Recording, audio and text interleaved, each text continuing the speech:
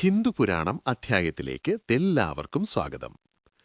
എൻ്റെ അടുത്ത് നേരം നോക്കാനും മറ്റുമായിട്ട് വരുന്ന സമയത്ത് ഒരുപാട് പേര് ചോദിക്കുന്നൊരു ചോദ്യമുണ്ട്. തിരുമേനി, ഞങ്ങൾക്കാരെങ്കിലും കൂടോത്രതരം ചെയ്തിട്ടുണ്ടോ? ഞങ്ങളുടെ ജീവിതത്തിൽ എന്തെങ്കിലും ആഭിചാരക്രിയകളോ എന്തെങ്കിലും ചെയ്തു ദോഷമോ ഏറ്റിട്ടുണ്ടോ? ഒന്ന് നോക്കി പറയാമോ? ഇങ്ങനൊരു ചോദ്യം ഒരുപാട് പേര് ചോദിക്കാറുണ്ട്.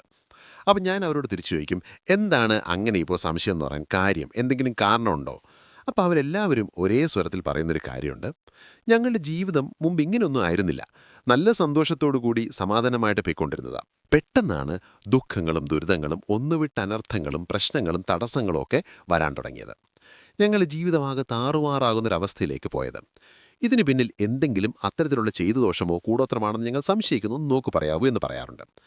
അപ്പം ഞാൻ ഈ പ്രശ്നം വെച്ച് നോക്കുന്ന സമയത്ത് മിക്കപ്പോഴും ഏതാണ്ട് ഒരു 80% പേർക്കും കാണുന്നൊരു കാര്യം, ചെയ്തു ദോഷം അല്ലെങ്കിൽ കൂടോത്രം അല്ലെങ്കിൽ ഈ പറയുന്ന പോലുള്ള ആഭിചാരക്രിയകൾ എന്തെങ്കിലും ഏറ്റിട്ടുള്ളതായിട്ട് അത്തരത്തിൽ വിളിച്ചപേക്ഷകളുള്ളതായിട്ട് കൃത്യമായിട്ട് കാണാൻ സാധിക്കാറുണ്ട്.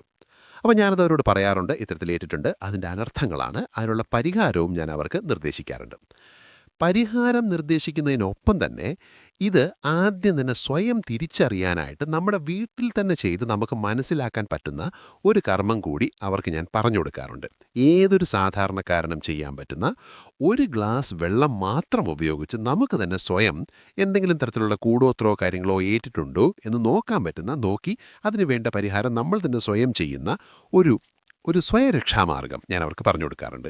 ഇതെപ്പോഴും പറഞ്ഞു കൊടുക്കുന്നത് മറ്റൊരാളെ ഉപദ്രവിക്കാനോ അല്ലെങ്കിൽ തിരിച്ച് ചെയ്യാനോ ഒന്നുമല്ല, നമ്മുടെ സ്വയരക്ഷയ്ക്ക് വേണ്ടിയിട്ടാണ്. നമുക്കാരെയും തിരിച്ചുപദ്രവിക്കാനും അതിൻ്റെ പാപം നേടാനോ ഒന്നും നിൽക്കേണ്ട കാര്യമില്ല. പക്ഷെ നമുക്ക് അത്തരത്തിലുള്ള ദോഷങ്ങളൊന്നും ഏൽക്കാൻ പാടില്ല എന്നുള്ളതുകൊണ്ടാണ് പറഞ്ഞു കൊടുക്കുന്നത്. അത് തന്നെയാണ് ഞാൻ ഇന്ന് നിങ്ങൾക്കും പറഞ്ഞു തരാൻ പോകുന്നത്. കൂടോത്രം ചെയ്തു ദോഷം, വിളിച്ചപേക്ഷ അല്ലെങ്കിൽ ഏതെങ്കിലും തരത്തിലുള്ള ജിഹ്വാദോഷങ്ങളോ ഈ പറയുന്ന അഭിചാരക്രിയകളോ നിങ്ങളുടെ ഏറ്റിട്ടുണ്ടെന്നുണ്ടെങ്കിൽ ഞാൻ ഈ പറയുന്ന ഒരൊറ്റ ഗ്ലാസ് വെള്ളം ഉപയോഗിച്ച് നിങ്ങൾക്കത് തിരിച്ചറിയാൻ സാധിക്കും. അത് തിരിച്ചറിഞ്ഞാൽ നിങ്ങൾക്ക് തന്നെ സ്വയം പരിഹാരം ചെയ്യാനും സാധിക്കുന്നതാണ്. അപ്പോൾ ഇതെങ്ങനെയാണ് ചെയ്യേണ്ടത്, എന്താണ് ചെയ്യേണ്ടതെന്നുള്ളത് ഞാൻ ഒന്നൊന്നായിട്ട് പറഞ്ഞുതരാം.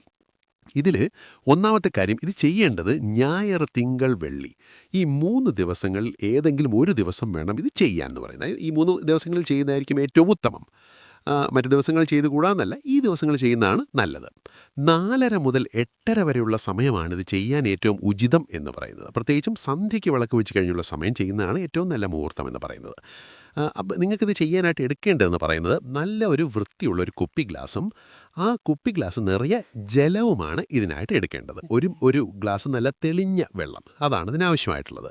കൂടാതെ കയ്യിലൊരല്പം ഉപ്പും, ഒരുപാടൊന്നും വേണ്ട, ഒരല്പം ഉപ്പും കയ്യിൽ കരുതാവുന്നതാണ്. ഒരു ചെറിയൊരു പിടി, ഒരല്പം മതി ഉപ്പും കയ്യിൽ കരുതാവുന്നതാണ്.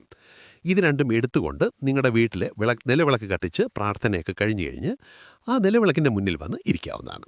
അപ്പോൾ നിങ്ങളുടെ കയ്യിൽ ഒരു ഗ്ലാസ് നല്ല ശുദ്ധജലവും ഒരല്പം ഉപ്പുമാണ് ഉള്ളത്. ഈ ഉപ്പ് എന്ന് പറയുന്നത് നമ്മുടെ ജീവിതത്തിൽ ഏൽക്കുന്ന എല്ലാത്തരം നെഗറ്റിവിറ്റിയും പെട്ടെന്ന് കണ്ടുപിടിക്കാനും അതെല്ലാം നമ്മുടെ ജീവിതത്തിൽ നിന്ന് ഒഴിഞ്ഞ് ഇല്ലാതാക്കാനും കഴിവുള്ളൊരു വസ്തുവായിട്ടാണ് കണക്കാക്കപ്പെടുന്നത്.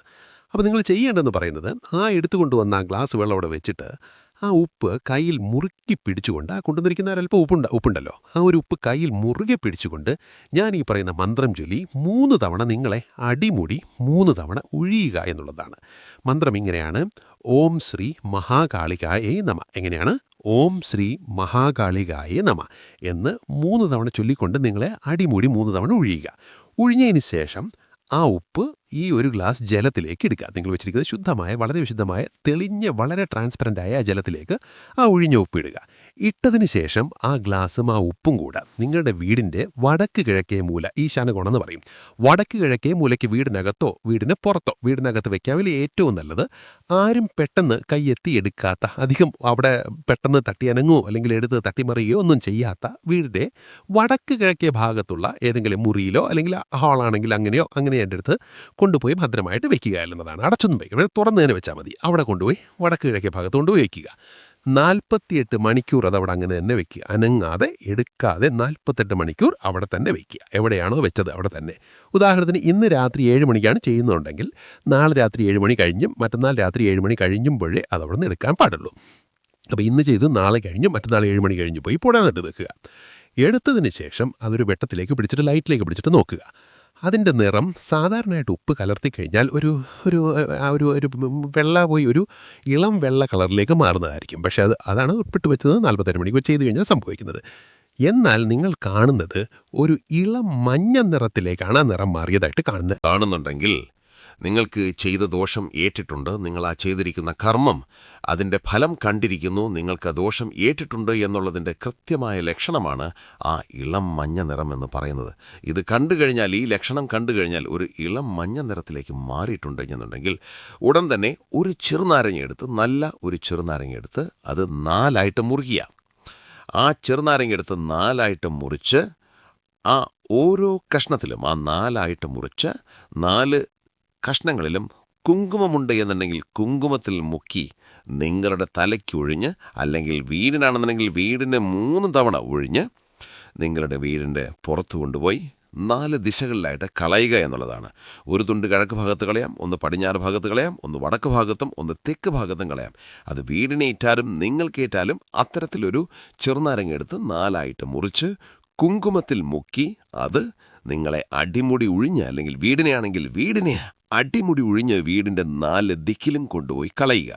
ഈ ദോഷം എവിടുന്നേറ്റാലും നിങ്ങളിൽ നിന്ന് അത് ഒഴിഞ്ഞു പോകും. പൂർണ്ണമായിട്ടുള്ള ദോഷമുക്തി വന്നു ചേർന്നായിരിക്കും. അപ്പം ഈ ഒരു ചെയ്തു ദോഷമേറ്റിട്ടുണ്ട് എന്ന സംശയമുള്ളവർ ഇതൊന്ന് ചെയ്തു നോക്കാം.